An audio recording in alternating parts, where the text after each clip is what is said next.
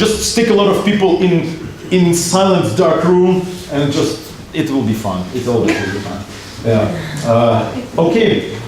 Psychology is a very interesting thing because there are a lot of areas in psychology which have been developed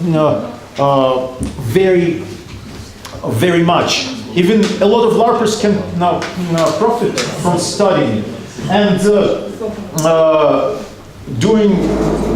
working in psychological industry. Indeed, there are people who really need help, and using LARP, you can use it as a therapy to cure people when they need cured. But in our country, for example, you can use therapy as a psychologist only if doctor subscribed them this kind of therapy.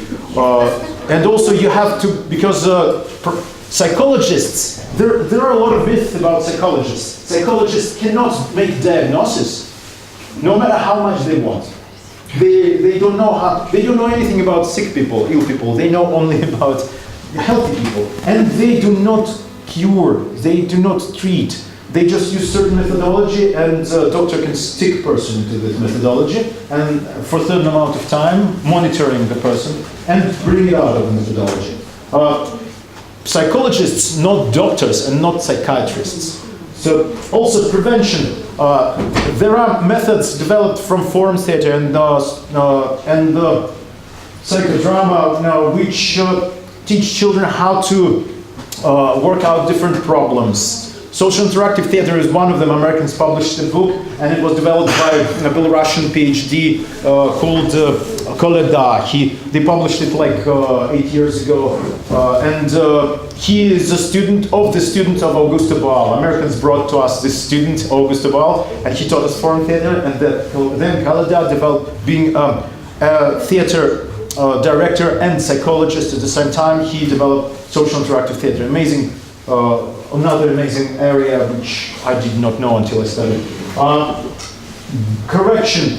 Correction is when we learn, we teach people through LARP that they have to change something in them, because that's some source of their problems within themselves. Development, that when they understand that they want to develop into, that when they learn something, when they develop certain ability or knowledge which they can turn into skill later on, or they can practice some ability to develop a personal skill. For example, conflict realization.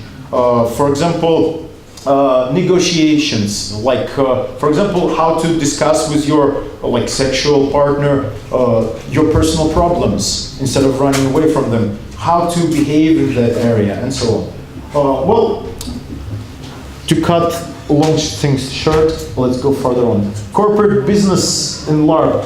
Often, I decided to put it into different division because it's a huge area.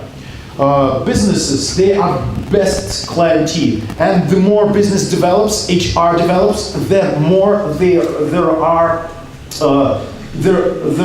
are clients for live action role playing.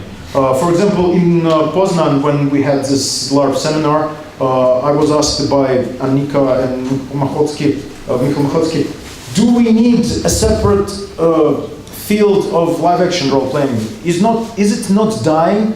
But when we thought about it, we noticed that the more IT field develops, computer games and everything, the bigger demand for live action, because they lack it and they want to get it somewhere concentrated. They want reality to come to them as well. And the HR field, which uses role-playing for emotional burnout prevention, for correction, teaching new skills, and so on. Simulations, when they have simulated some kind of work situation and they see how who behaves. And for new skills development, when they don't get a lot of practice of certain skills which might be needed, but not needed at the moment. Also, they want a person to develop. And sometimes you have to invent a fantastic scenario for this to work. Marketing. LARP as marketing is also a wonderful tool. because sometimes some companies want you to organize a LARP to promote them. Also, they sometimes want to be sponsors of certain LARP. For example, they want to pay for a LARP specifically, like for example, LARP, which is a ball, and they want to invite different people, and it's something interesting for everyone to remember and for all media to write because it's something original, and everyone will know that they made it. Sometimes some brands, for example, for marketing are in a palace of opera and ballet. They hired LARPers to organize balls like that. And now they have annual balls. And everyone knows that every annual New Year ball where people take into characters and they behave as something is in this palace every year. And they already... Minus is that when you develop it, be ready that you will have to take, at some point, you will have to give them this product. And better make an agreement that your logo will be always there, even though you will not be getting money. Because if not, they'll just stop working with you and will do it for themselves, because they already seen you've done it many times, and they already know how it works. Okay, just a lot of things. Theatrical LARP, living theater and so on. Yes, I'm as well as an actor and participating in theaters, and theater workers, they do the best NPCs. Theater is different, absolutely different from LARP. Some LARPers are mistaken that there can be actors. No, because actors' aim is to transfer message to the others. They even use different body language than normal people. They use different expression methods. They taught differently. They don't have the aim is to feel some kind of character. No, they have the aim to demonstrate this character. And there are many methods how they achieve it. Through believing it, through analyzing, but mainly actor. I have already filmography of like almost 100 different works on television.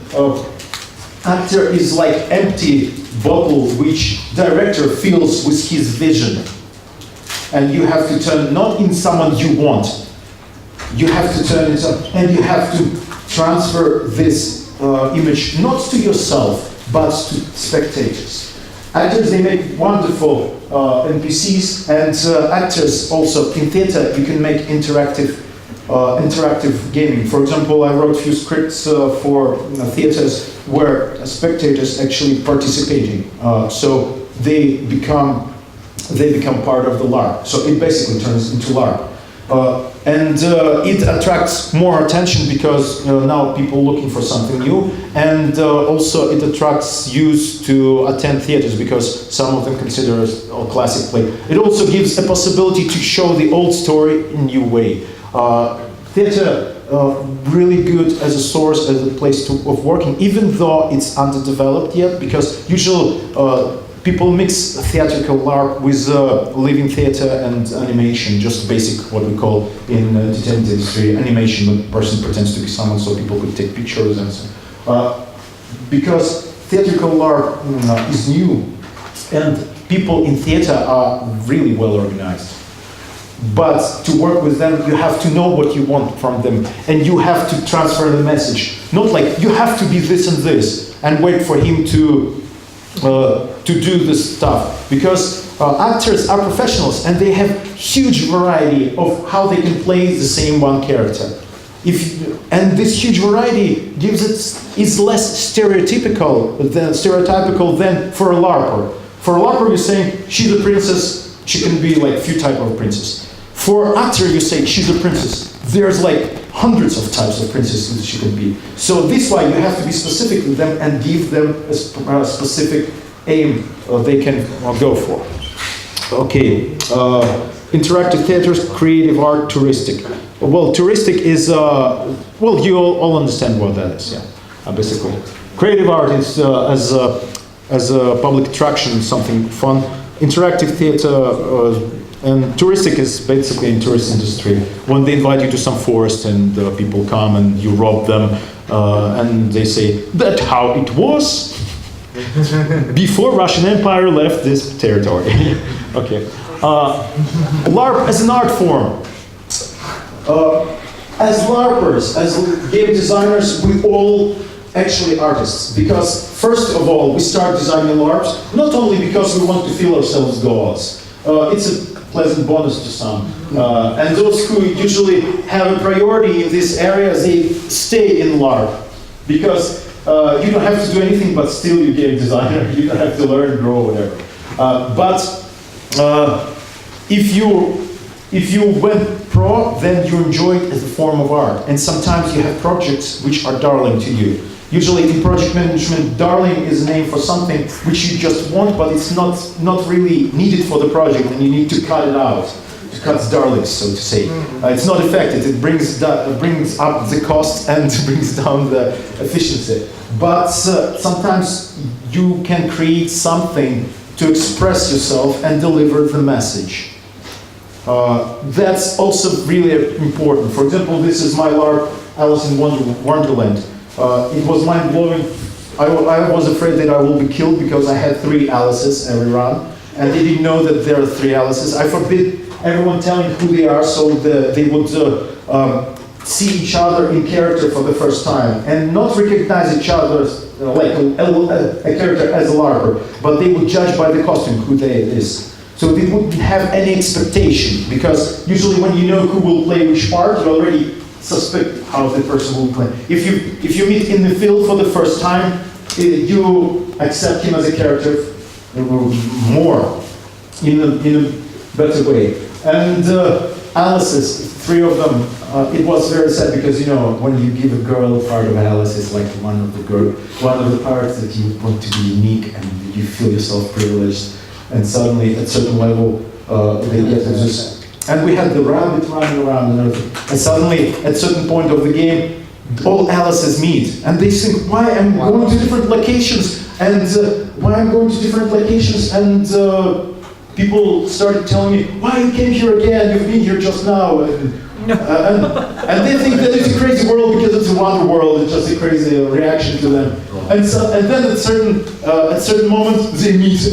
And you know, there is a feature that every time, I already mentioned it yesterday, every time sometimes resistance increases your defense and enforces your image of certain things. For example, if someone is